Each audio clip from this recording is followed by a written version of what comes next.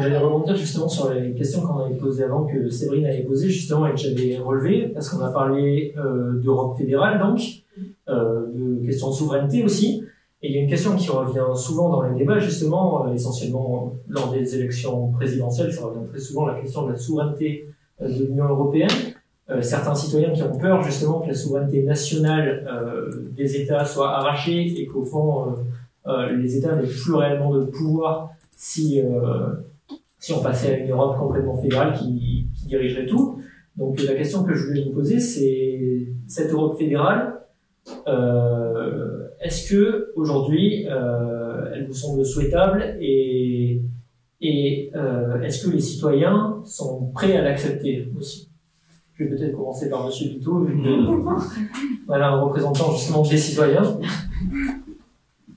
Alors l'Europe fédérale, moi je fais partie des fédéralistes, hein, donc je pense que c'est effectivement la bonne solution et on le voit, c'est-à-dire que si on redescend à d'autres échelles territoriales et qu'on voit comment fonctionnent des États qui sont déjà dans des logiques fédéralistes, je pense à l'Allemagne par exemple, qui est probablement le meilleur exemple, mais il y en a d'autres, hein, effectivement, on voit bien que on peut conduire, et on peut sortir de l'Europe aussi, hein, regardez ce qui se passe aux États-Unis, alors c'est pas un exemple sur tous les plans, mais c'est aussi un fonctionnement fédéraliste.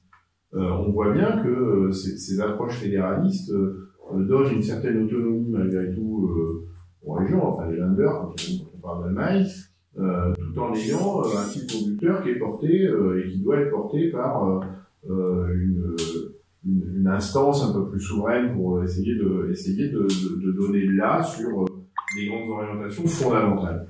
Et donc, les gens qui sont dans des approches nationalistes, je vais peut-être être un peu dur, mais sont des gens qui sont ancrés dans le repli sur soi.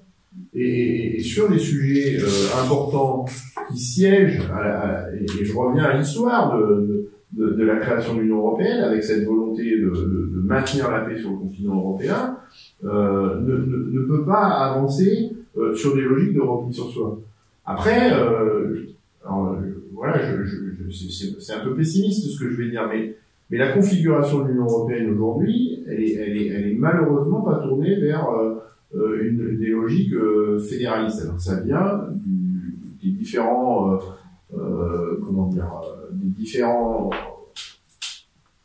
des différentes, je sais pas comment dire, on va dire, courants politiques, c'est ça, qui aujourd'hui sont aux manettes de certains États membres, qui fait qu'on est plutôt tourné vers des logiques de renationalisation, ou en tout cas où on recule sur cette approche un peu plus fédéraliste.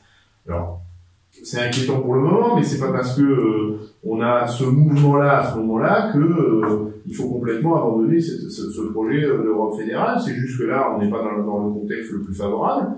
Mais je parle bien de contexte, je parle bien d'un moment conjoncturel qui fait qu'on n'est pas sur les conditions les plus favorables pour avancer sur ce projet fédéraliste.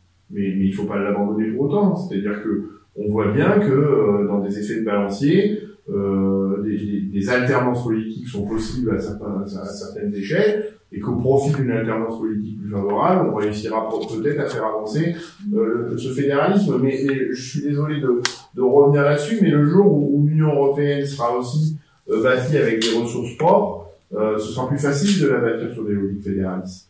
C'est-à-dire qu'elle apportera plus que on a l'impression aujourd'hui qu'elle retire. Enfin, en tout cas, ceux qui tiennent des propos plus nationalistes se disent on donne beaucoup et le retour sur investissement n'est pas toujours au rendez-vous. C'est un peu ça leur démarche. Et donc voilà, aujourd'hui on a un certain nombre d'États membres dont le contexte politique n'est pas forcément orienté vers ces logiques fédérales. Mais moi je suis un optimiste maladif et je pense que au profil d'une alternance politique, et il y en a quelques-unes qui se profilent, ce qui se passe en Allemagne en ce moment. Alors c'est pas l'Allemagne qui était la plus réfractaire, même avec Angela Merkel de l'Union fédérale. Donc c'est pas de là qu'on espère avancer davantage. C'est ailleurs. Voilà, je pense à la voisin de l'Allemagne, la République tchèque, par exemple. Aujourd'hui, on n'est pas du tout sur une approche fédéraliste, c'est vraiment plaisir. Voilà. Par exemple, je veux pas focaliser sur un pays plus qu'un autre, mais voilà, c'est un exemple. Moi, je pense à celui-là parce que sur le sujet agricole, on a des gros sujets sur ce pays-là. Voilà, et d'ailleurs, je parle un peu d'agriculture, on le voit bien avec la réforme de la politique agricole commune qui est actuellement sur la table. On voit bien que le C de commun dans PAC, dans cette réforme qui est sur la table, il prend un sérieux coup de canif. C'est-à-dire qu'on est sur des approches où on a tendance à renationaliser les mesures autour des questions agricoles, alors que au contraire, on a besoin sur ce sujet-là de faire encore plus commun, d'avancer sur des convergences. Sur le revenu des paysans, on en parlait rapidement, et là, le contexte politique fait qu'on n'est pas sur ce chemin-là. Mais c'est pas parce qu'on n'y est pas aujourd'hui qu'on doit l'abandonner et qu'on doit pas, avec un peu d'opportunisme, mais moi j'assume ça, profiter d'un contexte politique plus favorable pour remettre sur la table l'espoir d'une Europe fédérale. Alors, juste avant, on a parlé de conscientisation des jeunes et du fait que mettre l'Union européenne en avant, justement, c'était important dès le plus jeune âge. Et donc, vu qu'on parle de fédéralisme actuellement, donc on est plutôt dans une logique inverse avec le Royaume-Uni qui vient de sortir de l'Union européenne avec le Brexit. Donc, pour toi, est-ce que justement, est-ce que les jeunes vont pas davantage suivre cette idée qu'il faut sortir de l'Union européenne et qu'il faut pas construire davantage l'Union européenne, mais plutôt la quitter? Moi, j'ai pas trop eu de retour par rapport au Brexit, sauf Erasmus, que c'était un peu plus compliqué et tout ça. Moi, c'était plutôt l'inverse.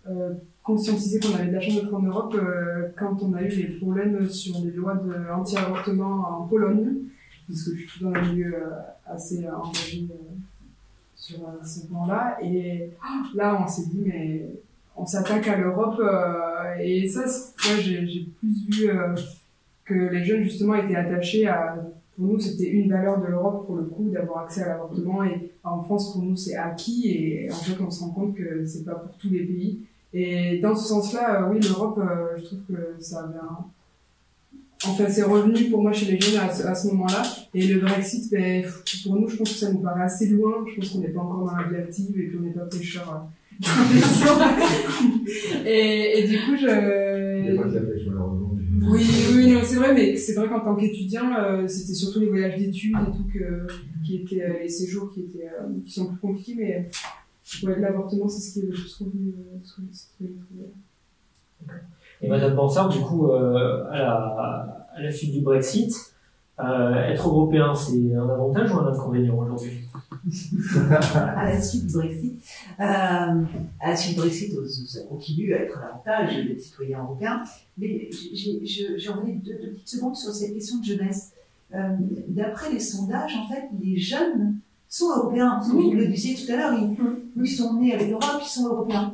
Les sceptiques, c'est pas eux. Non, oui, voilà. En fait, apparemment, le problème, ce sont plus les 30-40 ans qui aujourd'hui sont plus une cible qui finalement se replie sur soi. Et c'est assez étonnant, 35, 40, 45 ans. Et on le voit sur les sondages, même en termes de politique nationale. Donc, je dirais sur la jeunesse, pour l'instant, j'ai pas l'impression d'avoir des problématiques sur les questions européennes. Qu'ils soient pas complètement informés, c'est une chose. Parce qu'effectivement, ce qui était dit, c'est Erasmus. Oui, Erasmus, en plus, j'ai trouvé que la Commission européenne avait très bien communiqué sur les 30 ans du programme Erasmus. On se baladait dans le métro et on avait effectivement les résultats du programme Erasmus. C'est-à-dire, c'est le bébé né il y a 30 ans de familles composées européennes, entre guillemets. Et ça, c'était sympa parce que c'était vraiment très, très pratique, c'était très, très vivant. Et je trouvais que c'était une bonne illustration. Et donc, finalement, oui, les jeunes, ils sont dans cette mouvance de voyager, de travailler. Maintenant, on a les masters, effectivement, avec l'opportunité, les équivalences. Donc, mais maintenant, effectivement, il faudrait continuer à informer ces jeunes, à faire ce travail, parce que ce que je regrette, c'est que même dans les établissements scolaires, finalement, il n'y a pas tellement de présence d'interlocuteurs sur les questions européennes, ou même dans certains cursus, il n'y a même pas de cours sur l'Union européenne, ce qui est quand même relativement surprenant. Il faut arriver dans des masters, et ça c'est dommage. Et même les langues étrangères, finalement, on est très pauvres, parce que aujourd'hui, un boulanger, finalement, si on lui apprenait l'anglais, il pourrait partir en Angleterre, partir en Angleterre, en Allemagne ou dans un autre pays. On lui offre pas la possibilité de partir, hein, parce qu'il est boulanger, il n'a pas le droit d'apprendre des langues. Et ça, pour moi, c'est le passeport. Voyager, c'est un minimum apprendre une langue étrangère qui lui permettre de voyager, etc. Donc, on a cette approche, on est européen, effectivement, on a cette conscience, mais finalement, on ne pousse pas trop ces questions européennes. Et ce sont des jeunes engagés ou des jeunes qui font des cursus à vocation européenne qui sont encore les mieux informés, etc. L'information, finalement, pour moi, elle est un peu défaillante. Et sur la question du Brexit, oui, on doit continuer à être citoyen européen, parce que moi aussi, je suis une fédéraliste convaincue depuis très longtemps. Je pense que malheureusement, et des États comme le Royaume-Uni, mais peut-être que là c'est un discours, mais on est dans un contexte, et on vient en parole de M. de Gaulle qui disait que voilà, il fallait pas les faire rentrer et qu'ils seraient jamais européens. L'analyse était pas si mauvaise. Voilà, et je pense qu'aussi, si on rentre dans le contexte, on a aussi un attachement, il y a eu je dirais la coopération avec les États-Unis, etc. À un moment qui avait. Commonwealth, il jouait sur plusieurs tableaux. Donc bon, bref, mais oui, il faut continuer à être européen, il faut continuer effectivement à coopérer, à avancer ce projet politique, vous l'avez dit justement, mais après, il faut savoir aussi, par exemple, on faisait la comparaison sur un système fédéral, l'Allemagne effectivement est certainement plus impliquée sur ces questions européennes et serait plus engagée, hein, on l'a vu même sur le projet de constitution. Il faut dire aussi qu'on est un des États avec la Finlande où le président de la République a le plus de pouvoir. Donc on parle de souveraineté. Aujourd'hui, nous Français, déjà on a eu du mal à ce que on décentralise. On revient en arrière. Oui, donc c'est compliqué. Donner de l'autonomie aux régions grâce aux fonds structurels en fait finalement. Mais on a du mal à l'intercommunalité. Alors qu'en Espagne, elle s'est créée dans les années 70. Nous, on est en train de mettre en place l'intercommunalité et c'est compliqué. Donc, parler de fédéralisme en France, et on a un des chefs d'État à avoir refusé la constitution de l'Union européenne en 2014. En plus, la France a été un des pays qui a refusé la constitution. Donc, il faudrait aussi qu'on ait cette culture politique nationale et que les jeunes soient aussi informés sur la politique nationale. Parce qu'il y a aussi maintenant une déperdition de l'implication politique des jeunes et qu'on fasse une comparaison avec l'Union européenne et l'intérêt de l'Union européenne. Parce qu'on a l'impression que l'Europe c'est loin et que ça nous casse plus les pieds. On vient avec des normes, des directives, des règlements, puis en général c'est le cafouillage parce qu'on ne sait pas ce que c'est qu'un règlement, on ne sait pas ce que c'est qu'une directive. On a 80% de lois européennes qui viennent, bon, toutes ces choses-là. Si on informait les jeunes par des choses très simple en fait, on n'a pas obligé non plus de rentrer dans des cours théoriques. Et certainement qu'il y aurait une autre conscience politique. Et on ne serait pas non plus en défaillance de jeunes impliqués dans la politique nationale, parce que il y a aussi ce lien, je pense que c'est important. Il faut finalement s'intéresser aussi bien à sa vie nationale que demain, et s'intéresser à l'Europe, parce que c'est lié. Voilà. C'est lié et c'est son futur qu'on construit, pour ma part. Mais quand on intègre un programme sur l'Union européenne au niveau de la terminale, en faisant intégrer la Commission, le Parlement, etc., sans lien direct avec le fonctionnement de nos institutions, bon, bravo.